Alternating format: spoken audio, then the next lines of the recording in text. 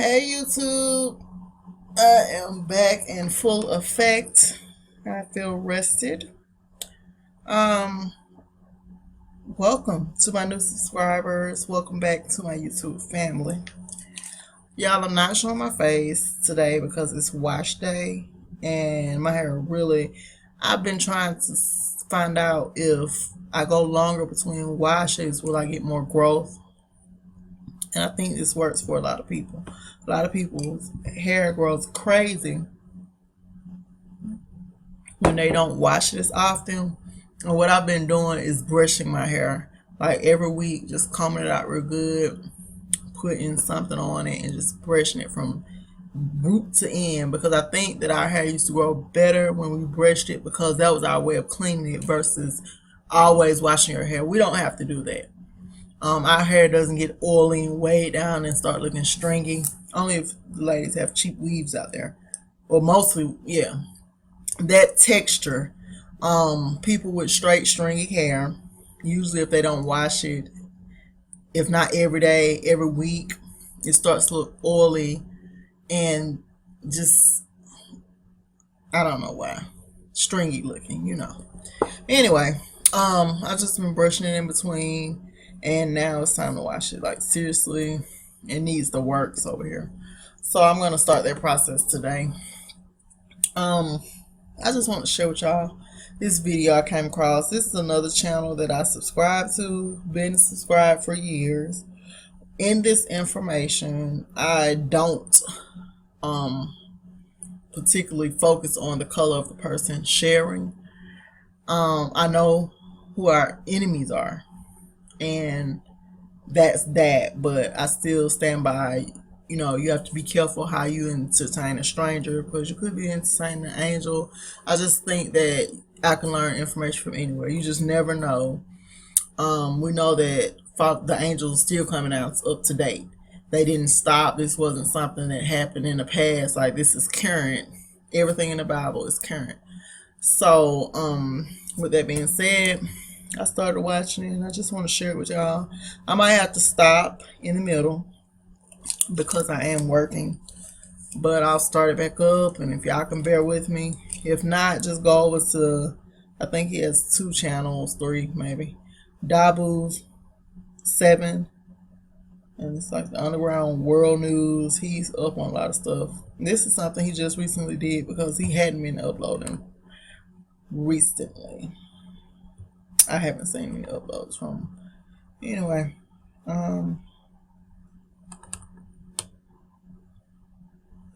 again, thanks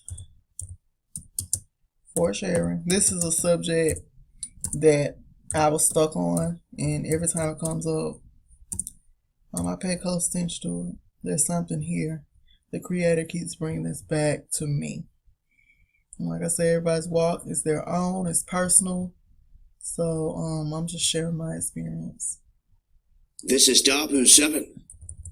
This is a video that I had promised to some of my subs out there. Me and Casey had been trying to put this together several times, talking about all of this information. We had a lot of problems and weird glitches, but I'm going to give it a go and cover this Mount Hermon. Again, I talked about it in the past many times. You can see its proximity here to Damascus on the map. And its exact location is key. It was, I believe, 1666 of all years. Louis XIV had declared the meridian points. And from those points, 33 degrees east of that meridian and 33 degrees north of the equator sits this exact spot, Mount Hermon. And what is important about this, even biblically, is that this is where the fallen angels landed. This is an area that the UN swooped into, and they established a base up here. This is the highest peak in all of Syria. All of Syria, all the ancient land and ancient Damascus and everything there, this is the highest peak, 9,232 feet above sea level. Also, the slopes of it extend down into the Golan Heights, where Israel is occupying a lot of the territory. And in that region, there is the highest peak in all of Israel. It's 7,336 feet in elevation. Highest peak in all of Israeli-controlled territory. Now, back in the 70s, Israel and Egypt and them got in a fight, and Israel and Syria got in a fight, and the UN swooped in to this peak and established this base that they call Herman Hotel, a UN peak, the highest UN basin of all the globe. They can see in all directions for miles, and biblically, this being the place where Og had control, where the fallen ones landed, and also the Yeah, not to mention this is well, not this. The Palestinians, they're the youngest population around the world. They have rocks to fight with. So this battle has been ongoing. They stripped these people of all their weapons. Now that the children are throwing rocks, they've authorized sniper weapons to be used even on the children. It's just really unsettling. But like I said, it's been going on for generations. It's the youngest population around the world. I didn't know this about it. I didn't know that Mount Hermon was there. The information I've been researching is showing that it's here. I typed it in on Google Earth and it's here in Colorado. So, y'all know, we know the Bible's a double. So, I can't really, it's not my research. So, here we go. Territory of the ancient tribe of Dan. All of this connects right to this very area. And it's very interesting because a lot of biblical characters came to this area, talked about this area, referenced this area. And I think the most important thing to me that stands out about all this is they state time and time again that this is where the Nephilim landed. When you hear the stories of the giants on the earth in those days, this is where it all emanates from. This highest peak that they won't let no one up or around. You can only imagine what kind of monuments are sitting there, what's buried, and what they don't show people. Turkey is littered with it. They found the throne of Zeus there. The Germans took that brick by brick apart back to Germany with them. Shows how much importance that had to them. They all the ancient stuff that's littered all over the place. The oldest temple in the world, Göbekli Tepe, sits on the border of Syria and Turkey. All the ancient mystery there. Of course, these are areas that are in constant war. And I can't help but think this is the exact quest that Hitler was on, that I believe the other militaries are still on around the globe. He went to the Tibetan monks. They told him, go here, go there. Talked about the ancient stuff of northern Africa that was buried. Antarctica. And these places he went to and visited. And they established their base in Antarctica. I mean, I've talked about that in separate videos. Everything that's gone down at the poles. The battles. Operation Paperclip. How Hitler didn't die in the bunker like they try to teach you in school in a book. How it didn't go down that way. And then how all the German scientists, top level, all the top technology that they had with all their aircraft, and all that came to the United States. And they established that base in Antarctica, and right now it's still a place where every flag is flying, yet no one can claim any control of domain. They don't war over it, they don't fight over it, they don't send troops down to go to battle over it anymore. Ever since that battle that took place between disc-shaped aircraft with swastikas on them and Allied forces, where the Allied forces lost that battle.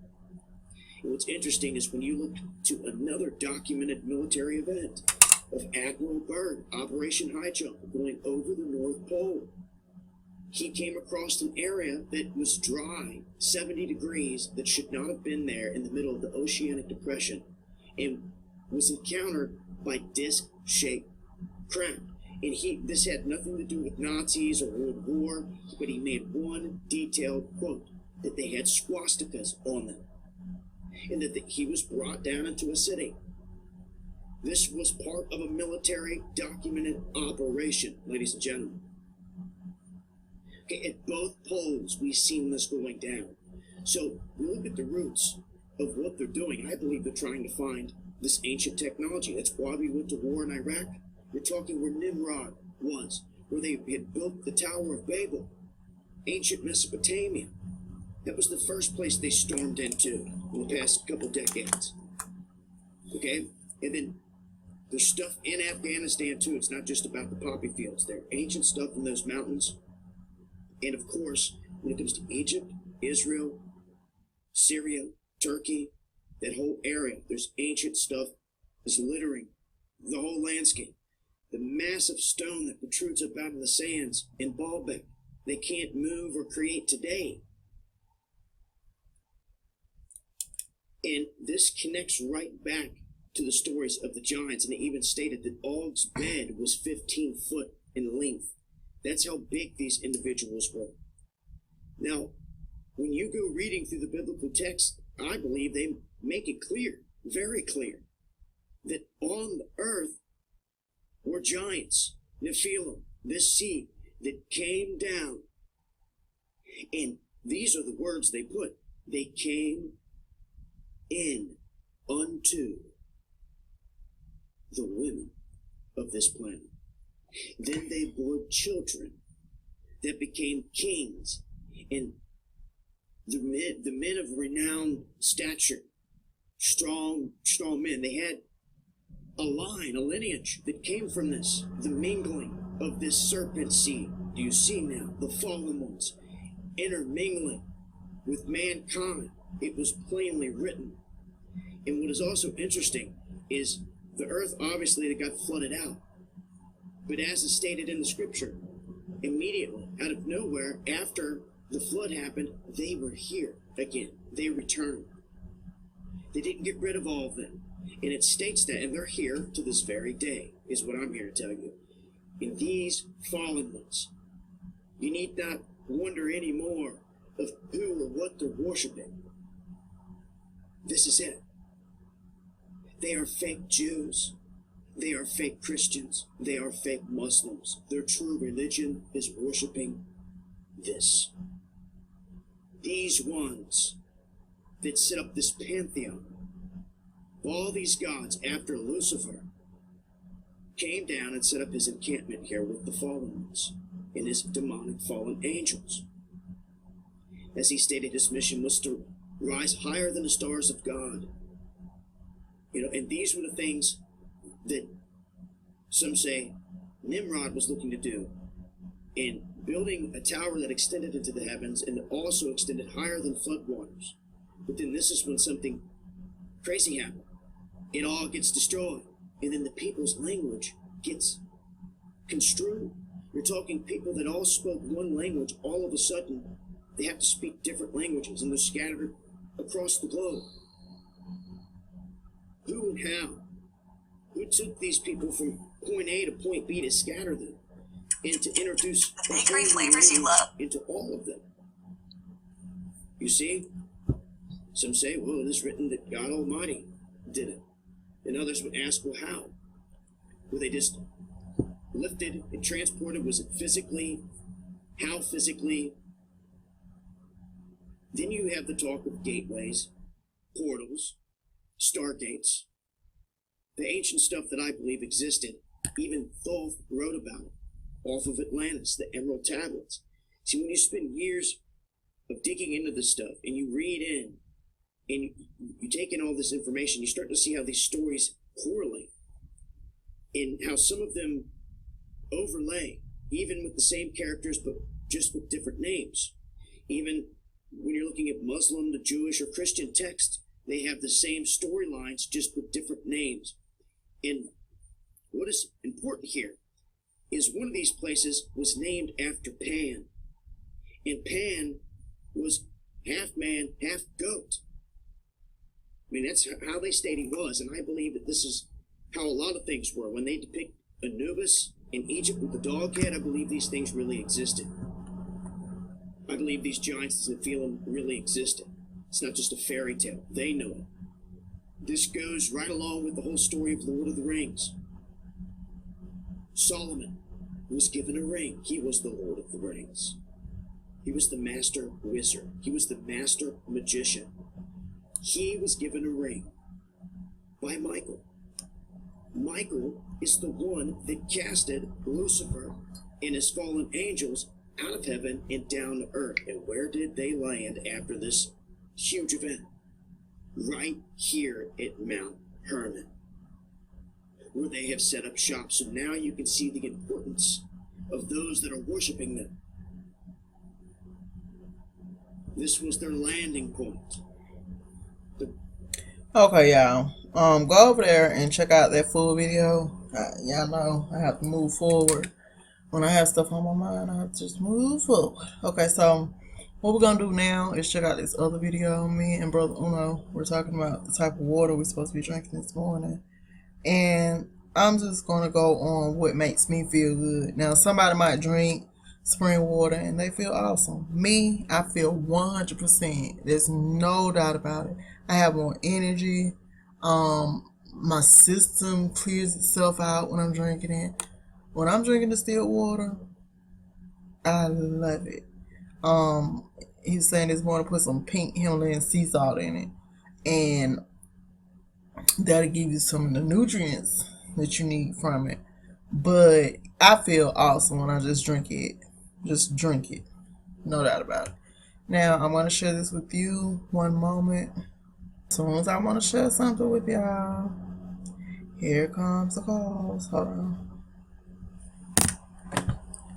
Good afternoon, and thank you for calling to order your free reverse mortgage educational. Okay, y'all, let's go.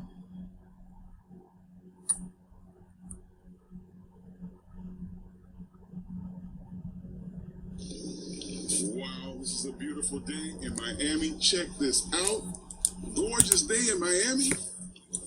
Hello, I am Amos Larkins. I'm Annette Larkins' son. And I'm here at Mom's house. She's going to talk about something today I think everybody's going to find interesting. Well, check out the day. Look at the beautiful backyard of Mom. This is a beautiful day for a beach. A beautiful day for a tan. But seeing that I don't need a tan, I'm going to sit the tan thing out and go inside my mom and let's see what Mom wants to talk about today. Hey, Mom. Hello. I heard you coming up. It's a hot day out there, right? Very hot day. Beautiful hot day. Well, when it's hot, you know that people want something to drink, right? Right. Rehydration is very important. You know, and we know how important water is to our existence, to our very survival. So there's little controversy about that. However, health-wise, the question is, which water should we be drinking? There are many waters out there, and there are proponents who are advocating drinking their particular water of choice. Now, I'm not here to tell you what kind of water you should be drinking. People ask me all the time, they want to know what kind of water do I drink. So that's my purpose here, is to address that issue, the type of water that I drink, and also tell you why I drink that type of water. So, you know, if it turns out that my choice of water is your choice of water, then that's your choice. And I'm not talking to you, Amos. I'm talking to the audience. Oh, absolutely. I've been drinking your water for a long time. For a long time. And guess what? I'm going to tell what my water is and tell how long I've been drinking it and tell why it is my water of choice. Now, if the audience choice turns out to be what my choice is, then that's their choice. I want to give the audience one hint. It's not rainwater. Contrary to a little belief here, Mom does not drink rainwater. But we'll talk a little bit about that later. I would drink it, not in this, but I don't. I drink my water of choice has been for over 40 years now, I'm sure. It has been distilled water. There's my drum roll. Okay, and you know, I'm really, seriously, it is distilled water, and I am so adamant about distilled water that I have, from way back when, 40 years ago, more than 40 years ago, I purchased a water distiller. And the reason why that is, I want you to know, is because This is the water distiller, everybody. Go ahead. yes, this is the water distiller, and the water distiller, the machine itself, it really copies nature's way. Oh, really? Yes, it does. And I'm going to tell you first, I'm going to explain to you how nature's way works, and then we'll see how it copies, how the machine copies nature's way. Okay? So let me just tell you, first of all, the beautiful sun, that wonderful sun that you felt coming in. It's a beautiful gift that we've been given, that sun, because it warms us, it shines, I mean, to light the world, really gives us daylight and all that, and really gives you some minerals that are necessary for health. So we won't get off the track here, but I mean, sound like a sun worshiper, right? Well, it sounds like a sun worshiper, and you sound like an informer. Like you inform people on things, which is very important, so it's all good. Okay, so it's all good. So what happens though with nature's way is that the sun heats the earth's surface. And when that happens, of course, you know, the lakes, the streams, the rivers, all of the water is heated up and it turns into vapor, okay? And it rises up to the sky and forms clouds. How about that? Okay. And then when the upper atmosphere's temperature lowers, it cools the vapors, and that's called condensation, really, when you get, look at that water over there. You see the water? So that's how the fish start coming out of the sky, right? Listen, if you see that glass of water over there, that's condensation. You see condensation. You mean the sweat, the stuff? Yeah. See how that water, the reason for that is because the heat outside of that cold, icy water, they met and caused condensation. So that's what condensation vapors that have formed within the clouds, then it converts it back into liquid water because it's a vapor, remember? So it turns it back into liquid. So that is a good thing because that water is pure distilled water. All that condensation. How about that? It's pure distilled water that we have. You hear me? Really? That's pure distilled water. So now if we were to just grab that water, we wouldn't have to worry. We've got pure distilled water. But what happens is on the exit from where it is in the precipitation, it comes down to earth again. Picks up all the pollution and stuff. There you go. And now we're talking about, what are we talking about? We're talking about, what do they call that, acid rain? Yeah, right. All kinds of things that are picked up. See, it was left behind and down below when it was rising into the vapor, but now we picked it up again. So anyway, that is how distilled water is created. Now, I'm going to show you how the distiller, how the machine will imitate or, let's say, copy the nature's way. How about that? Let's do sounds that. good to me. That sounds interesting. Well, we're going to remove this, okay, to make it easier. I'm going to go inside there. Go ahead. Yeah, go inside. This is a boiling tank. Okay, boiling tank. And you see those two little things protruding or coming straight across there? I see them. Those are the heating elements. Okay, well, that is the heating element, right? Now, the heating element really acts like the sun because it boils the water. And when it boils the water, the vapor comes up, just like I said with the sun. The vapor comes up, and what happens is over here, we're going to remove this now. Now, normally, this it has screws in it. But we're going to, for the sake of showing you, I want to show you just how it happens here. Okay? So here we have this. It looks like something great granddad used to have back in the woods to make moonshine. We're going to talk about that. Guess what? It distilled. That's what they do with the moonshine. They distill it, you know. So what anyway, do you think came first? Do you think they sort of got the idea to make a distiller from a moonshine? No. Okay. Have no idea. But we're going to do this right now.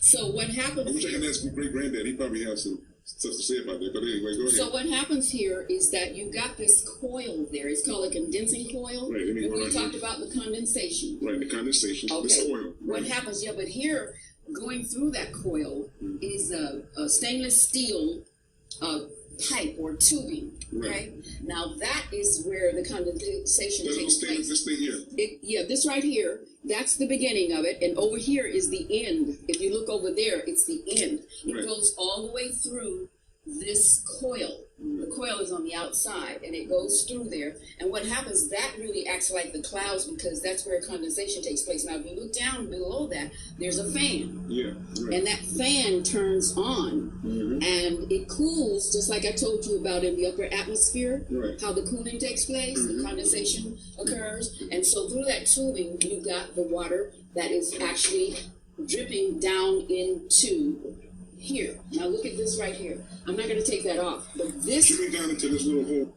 And y'all, what I want to say is, like, when you drink it, they recommend you doing a fast or a cleanse using distilled water. Now, what it is about this water, I think, is the electrical charge from the process that it goes to. But when I drink this water, I just feel better, you know? So I just started drinking. I haven't been doing it for a while. I just started using it for cleanses, and I was like, I saw her and saying it was good, and I was like, okay, let me check it out. Anyway, It goes from the tubing, the little silver the tubing. tubing, but then what happens is it goes down into back. If you look back there, it Oh, goes. let me go around, please. Okay, let's do this again now. It goes through that end that you Right. saw, the end here, comes through here, and the water, the dripping water, And that's the one that you collect the drink. exactly. And that bottom part is what we call the storage tank. Okay, this bottom part right down here is a storage tank. Yes, This you pipe can goes see here. it. If you come back It back goes around here here, you can to see it here. better. If you go back over there where the coil is, you can see it better. Okay. Right, it's a storage tank. Now, The thing on the bottom there, under the fan, is a storage tank. now here's the great thing about this whole. Actually, hold on, Mama. Also, look, that little tubing there, that is where we take the water out. Well, that is a spigot. For detail, the spigot. That's a spigot. Yeah, right. And that's a spigot. I can bring it out here so that we Yeah, can show right. it to the audience. But this is the tubing that where the water comes in. It's connected from here, and it goes out to. Well, it goes to the water line. Oh, it comes in. It comes into the water line, Okay, and good. that's where it goes. It boils, and Okay, so that little tubing there, that little tubing you guys see down there, see that little tubing? That little thing? yeah, I just picked it up. I know. Yeah, There. Okay, and It's a water it goes line. into here, and then. Okay. All right, so now you've got a lesson on how the water distiller is set up. But let me tell you this great thing. What happens here is that this is a controlled environment. So guess what? We're getting absolutely pure water. We're getting absolute pure water. It's not like coming down from the sky and meeting with all kinds of whatever's out there. This is a controlled environment, so it's here. I have here a TDS meter or a TDS tester, and what that does is it measures the total dissolved solids. Whatever is in your liquid, it will measure the total dissolved solids, and it gives it per million. So what we're going to do is to have two different water sources, one from the tap, and the other is going to be from the distiller. Okay. Okay, so first let's put the water in here from the tap. We've got it identified here, so we may as well. Tap water, right? This is tap water. It says it right there. And Tap then we're going to put the distilled water. Okay, still roll. Okay, Mm-hmm. so that's the little Yeah, right. spigot. Mm-hmm. Okay, so now we've got that. Okay. And what we're going to do, you see, this TDS meter is at 0. Did you get that good? Okay, I'll try to get it. There's the tap, and there's the distilled. Okay, now the TBS meter, right? It's at 0. It's Can at 0. you try to get it? Let me try to get it. All right, in case you guys can't see that, that is 0. All right. 0. So we're going to put it in here and see what it measures. You put on wow, that's simple. And then what you do though with this, you hold it so that you see the reading after it is completed. All right. Okay. All right. So now I'm going to press that button so that it will hold All right. and look and tell us what it says. I'm not looking at it. I know what it says. It says 0. And then it says 0. And Hold on, guess but let me what? see. Let me try to get it. I'm hoping. There it is. 0. I see it. 0. I hope everybody can see that. Guess what? What? That's what we want. Right. Because the closer to 0 you can get with distilled water, I mean that's what you want. Okay. Right. So now it's at 0 still. Right. Let's put it in the tap water. This is the tap water. Keep it there for a minute. There we go. Right. Okay. Now let's see. It's moving. a minute. No. Hold on. Hold on just a minute. Gotta do that. Just gonna adjust it. Yeah. Then hit reset it. That's what it is. Yeah, I had to reset. Okay. Okay. Now we're going to put it in the tap water. Alright. And we'll see what happens. Okay. Can you get that? I can't get that. Let me try to get it, but I'm not. Pull it out and I'll try to get it. Okay, once you get it, I'm going to press it on hold now, so we'll hold it to So let's see it. Let's try to focus it on the camera. and just see what we can see here. And can you see what that reading is? Wow. Does that say 170 or 70? Yeah, it says 170. Wow, look at that. Now you see the difference? This is 0. That's what we want. That's the distilled water. We want it at 0 because we don't want anything in it. Now I have to tell you that this water, this tap water, has been treated with fluoride and chlorine and all those different things. Right. So that's why it's at 170. That's why that's at 170 because It has all kinds of chemicals and all kinds of substances. It's not pure. Yeah, it's not pure. Okay, so tell me what is that called? This is called a precipitator. A precipitator. And what's happening here is I'm going to put it on a number here so that it can, and watch what happens. Oh wow, the mix is bubbling and stuff. Let me try to get that. Okay, the left is the distilled water and the right is the water from the tap. No, that's on your side. Right. On my side. I understand, but my side is that's right. Your side my is side's the gonna be the audience. side that watching. Yeah, so that's good. So yeah. So you see, it's forming, and this water here is staying the same. The distilled water is staying the same. When we're catching this really good on camera, so these people can really appreciate what's going on here. Now, all that I want to show you here is that because this water has the tap water, and again, like I said, it has all of these chemicals in it, so that it will actually show up that it's changing colors. Now, can I ask you a question? Yes. I hear people, they ask about this, what is this about distilled water leaching minerals from your body? What exactly is that about?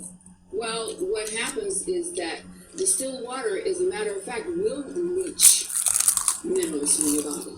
But it's going to leach the kind that's in here. How about this? Yeah, but this is what happened. Sorry.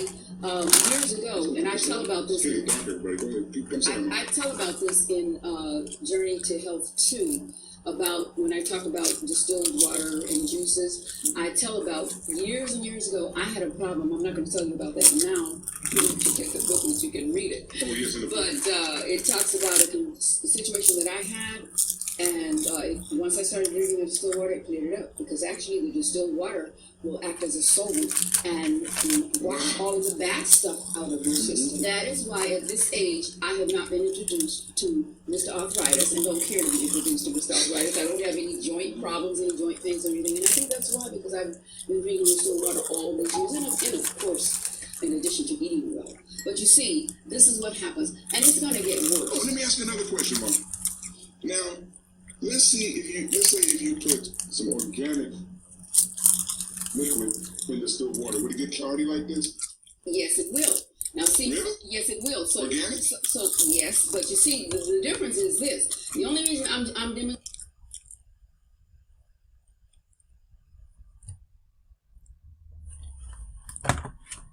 Thank you for calling Funeral Advantage. My name is Nina. To ensure proper. Okay, y'all. I want you to see that there are chemicals in this. But again, there are good chemicals and bad chemicals, and we know. This doesn't tell the good between the bad. No, it doesn't. Awesome. We know that the water here, the tap water, has all of those fluoride and all of that stuff in it. We know that has that. This water has nothing in it, and that's the point. We want this to be negative. The charge, negative charge, like it is. and that's how it is. Wait, So you don't want to say something.